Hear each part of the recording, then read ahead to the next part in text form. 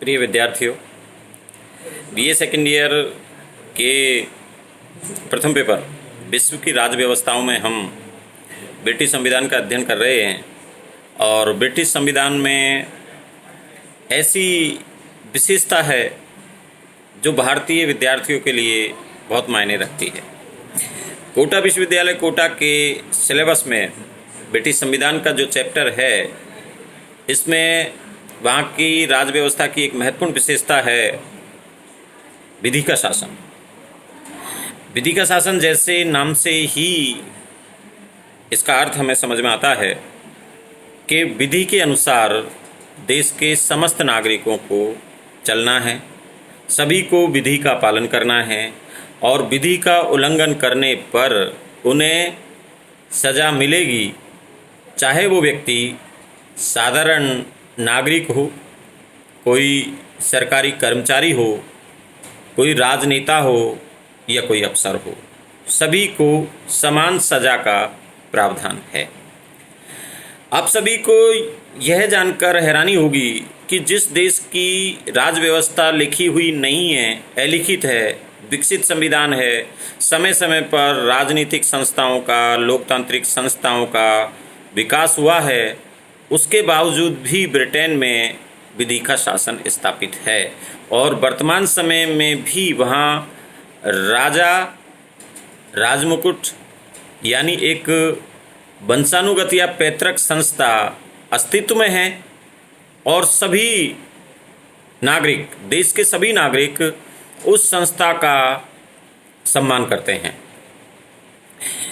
विद्यार्थियों, जब हम विद्वानों की बात करते हैं तो विधि के शासन के लिए बहुत सारे विद्वान हैं। जेनिंग्स है, डाइसी है। डाइसी की व्याख्या इसमें सर्वश्रेष्ठ है, जिन्होंने अपनी पुस्तक लॉ ऑफ कॉन्स्टिट्यूशन में विधि के शासन का व्यापक उल्लेख किया है। विधि का शासन ब्रिटिश संविधान में या ब्रिटिश राज्य व्यवस्था में आसान तरीके से स्थापित नहीं हुआ, बल्कि वहाँ की लोकतांत्रिक संस्थाओं के विकास के साथ साथ विधि अपने महत्वपूर्ण रोल के रूप में सबके सामने आई, क्योंकि ब्रिटेन में राजशाही थी, राजतंत्र था और उस राजतंत्र को कमजोर करते हुए लोकतांत्रिक संस्थाएं समय के साथ विकसित होती चली गई। 7वीं शताब्दी से लेकर वर्तमान समय में जितने भी एक्ट पारित हुए, न्यायालय के निर्णय आए, इन सभी के जो लिखित परिणाम है वो संविधान का आधार बनते चले गए और वो विधियां सभी नागरिकों के लिए महत्वपूर्ण साबित हुई और देश के सभी नागरिकों को उन विधियों का पालन करना जरूरी हो गया। विद्यार्थियों, 1215 में मैग्ना कार्टा के तहत अधिकारों की डिमांड की गई, अधिकारों की मांग की गई और इन अधिकारों की मांगों के साथ साथ ही देश में लॉ अपना काम करना प्रारंभ कर दिया, जिसके तहत देश के साधारण नागरिकों को भी उस लॉ का पूरा फायदा मिला और सभी नागरिक कानून की नज़र में समान रहे। और ये आप लोगों को याद रखना है कि इसमें श्रेष्ठ विचार, विधि के शासन की जो व्यवस्था है उसमें श्रेष्ठ विचार डाइसी के हैं और डाइसी ने विधि के शासन की 3 विशेषताओं का विशेष उल्लेख किया है। वो 3 विशेषताएं हैं या 3 महत्वपूर्ण बिंदु है जिनके आधार पर डाइसी ने विधि के शासन की व्यवस्था दी है या उसका समर्थन किया है। नंबर 1, जब तक किसी व्यक्ति का अपराध साबित ना हो तब तक उसे दंडित नहीं किया जा सकता। विद्यार्थियों, ये याद रखना है आपको, न्यायिक व्यवस्था के लिए बहुत महत्वपूर्ण है ये लाइन कि जब तक कोई व्यक्ति, जिस पर आरोप तो लगाया जा सकता है, लेकिन उसे तब तक सज़ा नहीं दी जा सकती जब तक वह आरोप साबित नहीं हो जाए। कि ब्रिटिश राज व्यवस्था में इस सिद्धांत को अपनाया है और भारतीय संविधान में भी विधि के शासन को अपनाया गया है, क्योंकि करीब 200 वर्षों तक हम अंग्रेज़ों के अधीन रहे।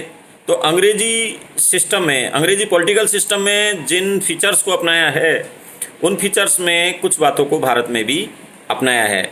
वैसे भी एक ऐसा सेंटेंस है, ऐसा वाक्य है जो प्रत्येक देश की न्यायिक व्यवस्था के लिए महत्वपूर्ण है कि जब तक किसी व्यक्ति पर दोष सिद्ध ना हो जाए तब तक उसे सजा नहीं दी जा सकती। साथियों, दूसरा बिंदु है डायसी के अनुसार विधि के शासन का कानून से परे कोई नहीं। ये भी आपको याद रखना है कि डायसी के अनुसार देश की विधि सबके लिए समान है, कोई भी विधि से बढ़कर नहीं है, बल्कि सभी विधि के अधीन है और अधीन रहकर ही कार्य करते हैं।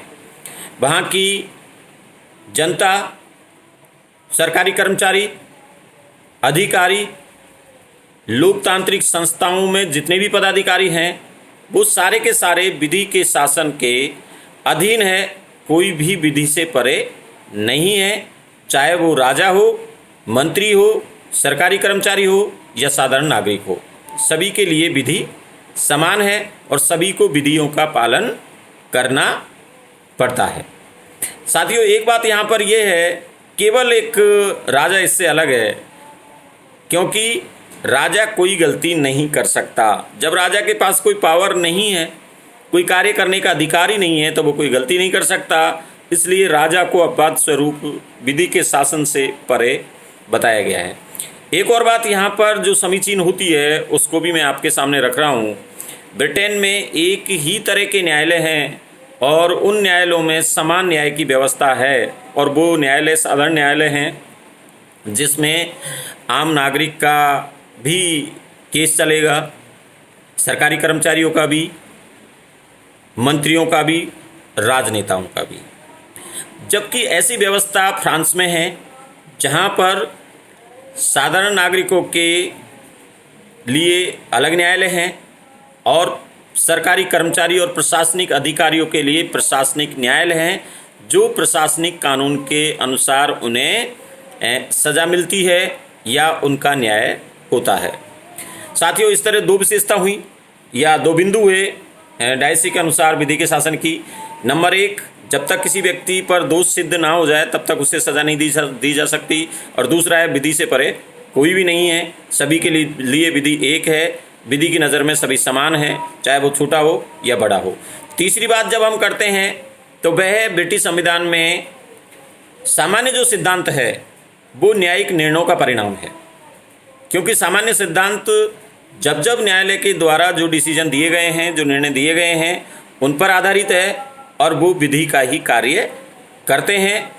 ये हमें याद रखना है हमेशा, क्योंकि ब्रिटेन में लिखित कानून बहुत कम है और समय समय पर जो एक्ट पारित किए गए हैं वो एक्ट एवं वहाँ की न्यायालय के द्वारा जो निर्णय दिए गए हैं वो सभी निर्णय नज़ीर के रूप में, कानून के रूप में कार्य करते हैं और संविधान के सिद्धांत के रूप में स्थापित हो जाते हैं। इसलिए वहाँ विधि का शासन स्थापित है और सभी लोग विधि के अधीन है, कोई भी विधि से ऊपर नहीं है। आप सभी को, मैं उम्मीद करता हूँ आप सभी को ये टॉपिक समझ में आ गया हो। बहुत आसान टॉपिक है लेकिन महत्वपूर्ण है, इसलिए इसे ठीक से याद करें और अपनी पुस्तक में इसको पूरा पढ़ें। धन्यवाद।